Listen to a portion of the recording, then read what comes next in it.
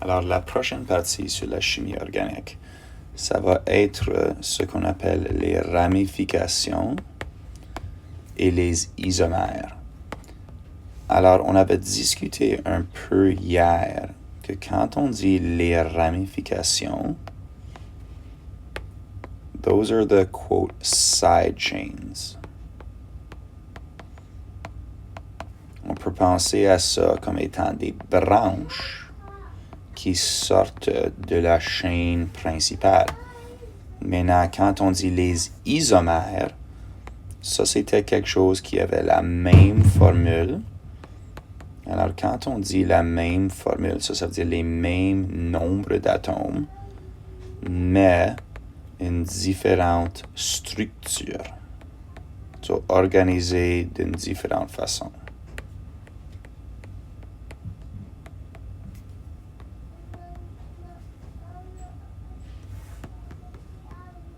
Alors, comment est-ce qu'on va dessiner et nommer ces composés? Alors, un petit rappel que quand on dit une ramification, ça c'est n'importe quel groupement d'atomes qui ne fait pas partie de la structure principale. Et quand on dit la structure principale, ça c'est notre chaîne principale. On avait dit hier, right, we'll call that the carbon backbone. Maintenant, pour nommer les composés, on va utiliser les règles établies par l'Union internationale de la chimie pure et appliquée. Puis ça, c'est le même groupe, le même organisme qui a déterminé nos règles pour nommer les composés covalents et ioniques.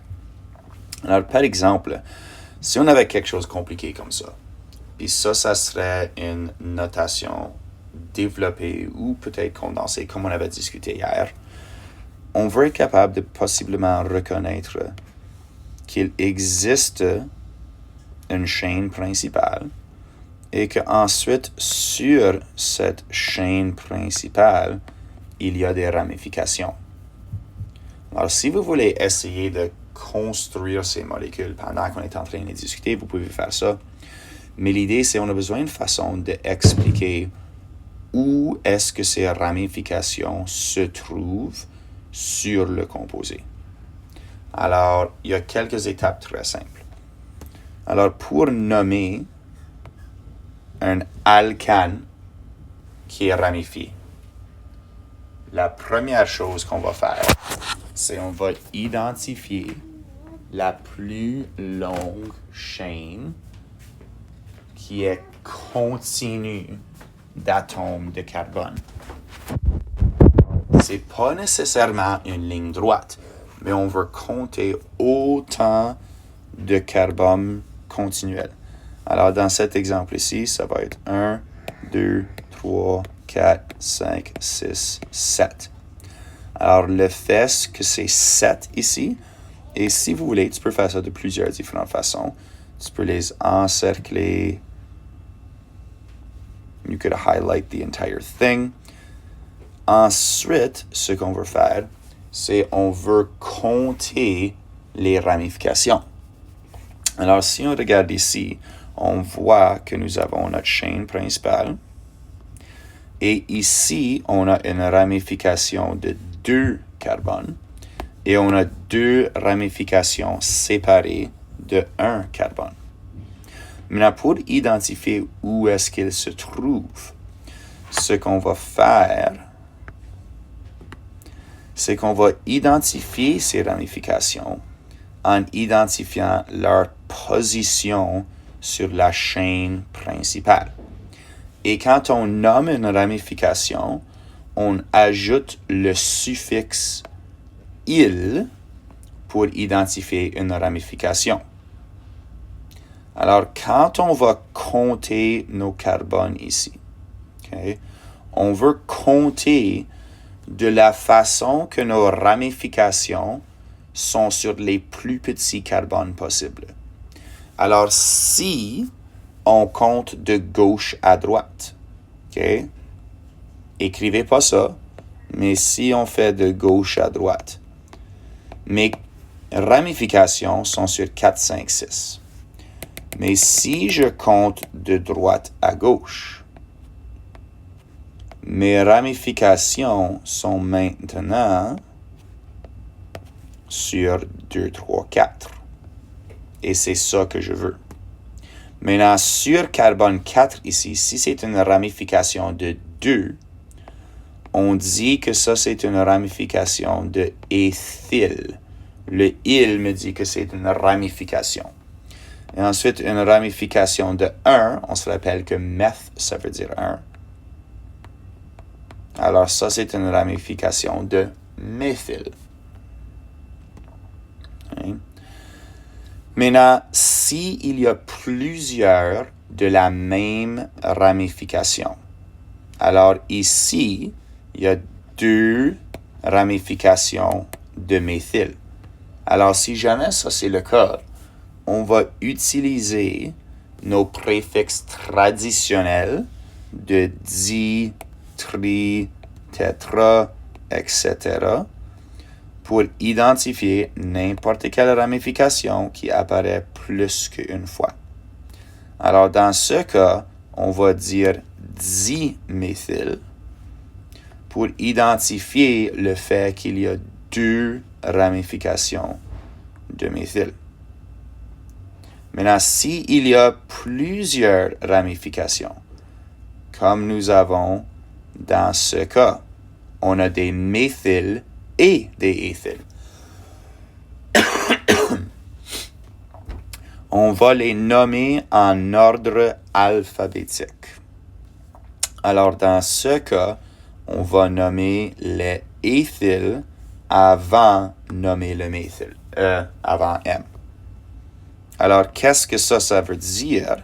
C'est, on voit un composé comme ça, on dit, OK, chaîne principale, ramification de 2 ramifications de 1. Je veux compter de la droite vers la gauche pour m'assurer que mes ramifications ont lieu sur les numéros les plus petits. Et alors, ce composé va être 4, on met un tiret, éthyle, ensuite tiret. Mes 2 ramifications de méthyle sont sur numéro 2, et 3. Ensuite, on dit diméthyle. Et finalement, on nomme le fait que la chaîne principale, c'est 7. Et 7, ça correspond avec heptane. Alors, si on veut peut-être identifier dans ce nom comment est-ce que je me suis rendu à tout ça, on va vouloir savoir que, OK, mon diméthyle, ça c'était ça, mon éthyle, c'est ça, et mon heptane, c'est ma chaîne principale. Alors, je suggère fortement, pour quelques-uns des exemples, d'essayer de coordonner ça un peu. OK, d'où est-ce que ça vient dans la structure? C'est parti du nom. Maintenant, exemple numéro 2, c'est un très bon exemple ici. Du fait que notre chaîne principale, c'est pas toujours une ligne droite. Alors, qu'est-ce que je veux dire par ça? C'est, je vais commencer par vous montrer qu'est-ce que la plupart des personnes font. Okay, so, écrivez pas ça. Be totally legitimate si tu étais pour aller, OK, well, ça c'est ma chaîne principale. Éthyle, méthyle. Right? Puis ça donnerait une chaîne principale de 1, 2, 3, 4. Mais si tu construis ça et on commence à le manipuler un peu, ce qu'on va voir, c'est qu'il n'y a pas de éthyle. You're just looking at it wrong. En réalité, ta chaîne principale, c'est 1, 2, 3, 4, 5. Et sur notre troisième carbone ici, 1, 2, 3, 4, 5, dans le milieu, sur notre troisième carbone, il y a 2 ramifications de méthyle. Alors, en réalité, ce composé va alors être un 3 diméthyle pentane.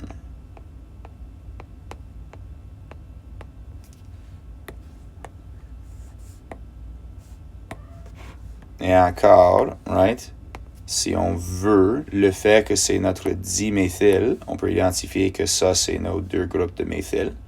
Et que le pentane dans le nom, ça vient de la chaîne principale.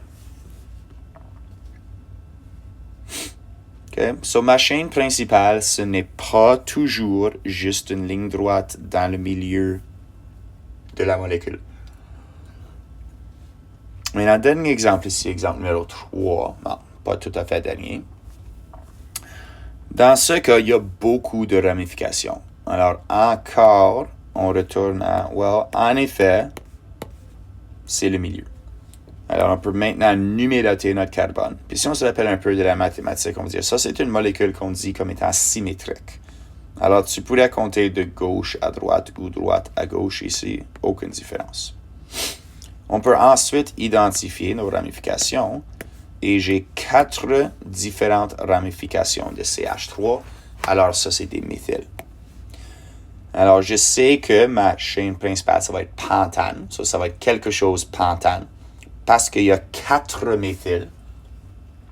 Ça, c'est tétraméthyle. Et je dois identifier tous les numéros sur lesquels ça se trouve. Alors, même si mes 2 ramifications de méthyle sont sur le même carbone ici, je dois écrire mon numéro 2 fois. Alors, ce que je vais faire ici, je vais aller 2, mais ensuite aussi 4.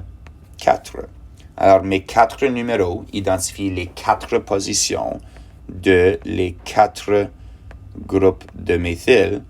Alors, tétraméthyle. Et ensuite, ma chaîne principale, pentane.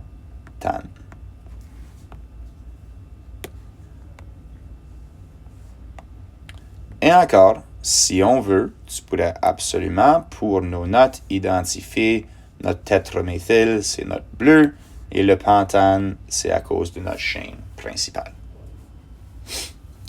Notre dernier exemple qu'on va faire de structure, c'est qu'est-ce qu'on fait quand on a, peut-être on se rappelle de hier, si c'est représenté dans la forme stylisée.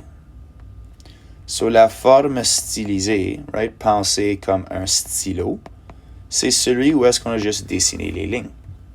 Alors, rappelez-vous que dans cette forme stylisée, le bout de chaque ligne représente un carbone. Alors, quand on veut identifier notre chaîne principale, en effet, c'est dans le milieu. Puis ensuite, on a une ramification dans ce cas de éthyle et une ramification de méthyle.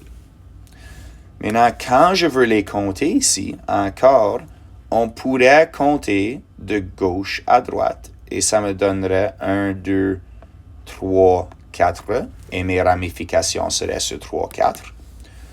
Ou je pourrais compter de droite à gauche et mes ramifications seraient encore 3, 4. Maintenant, c'est ça qu'on va faire et je vais expliquer pourquoi dans une seconde. On a un groupe de éthyle ici et un groupe de méthyle. Alors, rappelez-vous qu'on avait dit sur la page précédente qu'on nomme les ramifications en ordre alphabétique. Alors, ça veut dire que mon éthyle ici va être nommé avant mon méthyle. Alors, dans ce cas, on veut que celui qui est nommé avant reçoit le numéro le plus petit. OK? Alors, dans ce cas, ça veut dire qu'on va avoir 3-éthyle -4 méthyle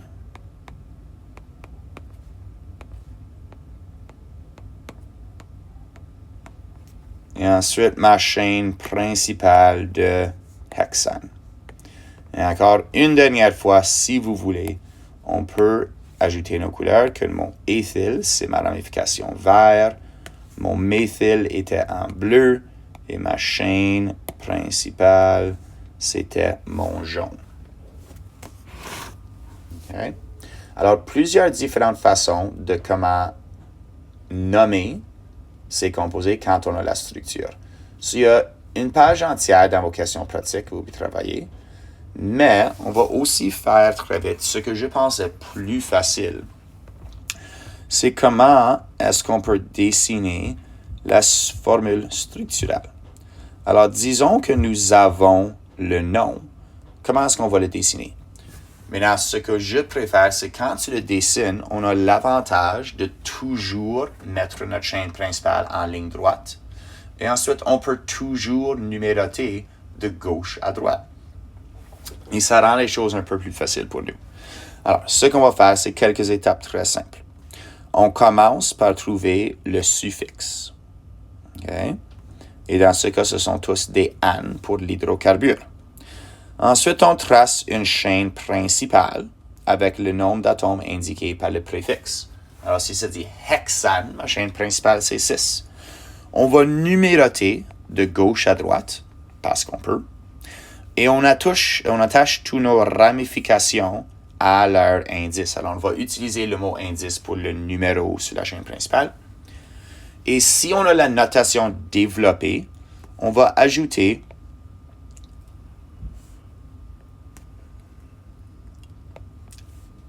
assez d'atomes d'hydrogène pour que chaque carbone est complété avec 4 liaisons. Okay? Alors, pour mon premier, celui-ci, c'est un peu plus assez facile. On va identifier ma chaîne principale, qui est heptane.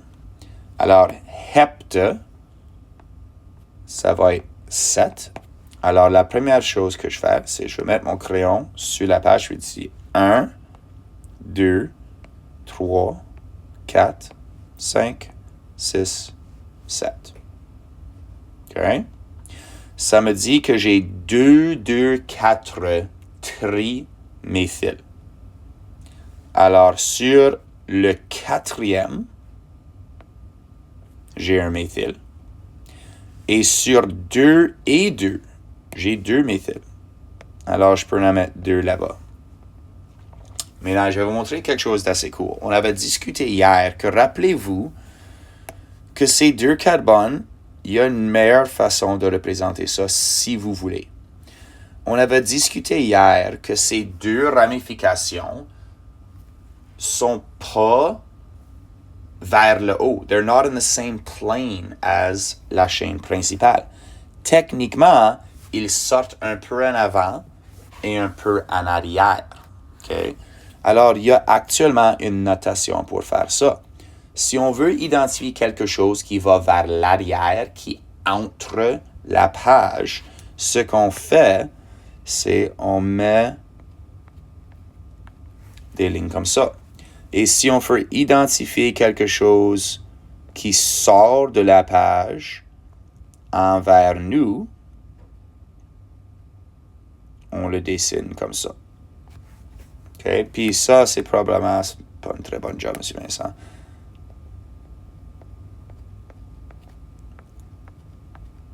Même idée, un gros point d'exclamation.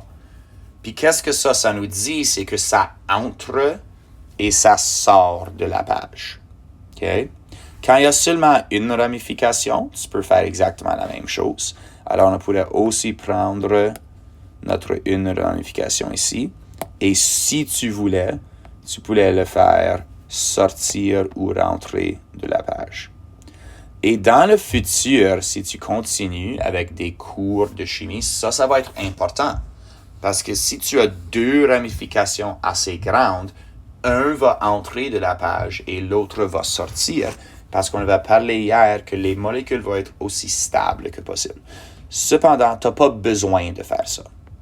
Okay? Notre deuxième exemple ici, je cherche ma chaîne principale, c'est hexane. Alors ça, c'est 6. Alors 1, 2, 3, 4, 5, 6. Sur mon troisième ici, je dessine éthyl à mon angle. Et j'ai 2, 4 diméthyl. Alors ça, c'est mon diméthyl, là et là. Mon éthyl, ça, c'est mes 2 carbones là. Et ensuite, j'ai ma chaîne principale de hexane. Alors, tant qu'à moi, la forme stylisée est beaucoup plus facile, mais tout le monde a ses propres choix. Alors, finalement, on va faire 2,2-diméthylpropane. Alors, ici, on va faire la formule développée. Si on veut faire diméthylpropane, ma chaîne principale ici, c'est 3 carbones. Puis ensuite, sur mon premier carbone, j'ai mes 3 hydrogènes. Sur mes 2 autres carbones, ça dit que j'ai 2,2-diméthyl. Alors, sur mon deuxième carbone ici, je vais avoir un méthyle, un autre méthyle. Et ensuite, sur mon troisième carbone, je vais le remplir complètement avec mes hydrogènes. Alors, dans ce cas, ma chaîne principale de propane est représentée dans le milieu avec mes 3 carbones. Et ensuite, mon diméthyle est représenté par mes 2 groupes de méthyle. Assez simple. Alors ça serait ma formule développée. La plupart du temps, je suis certain que la plupart d'entre nous, on va utiliser notre formule ou notre forme stylisée. Alors, avec ça, vous pouvez commencer et faire, pas les devoirs, juste les questions pratiques, right? Sur les ramifications, commencer par les nommer. Ou tu pourrais aussi commencer avec dessiner la formule. Puis quand je vous demande de dessiner la formule, tu peux soit utiliser développer ou styliser, mais on doit être capable de reconnaître et nommer n'importe quel de les styles de formule.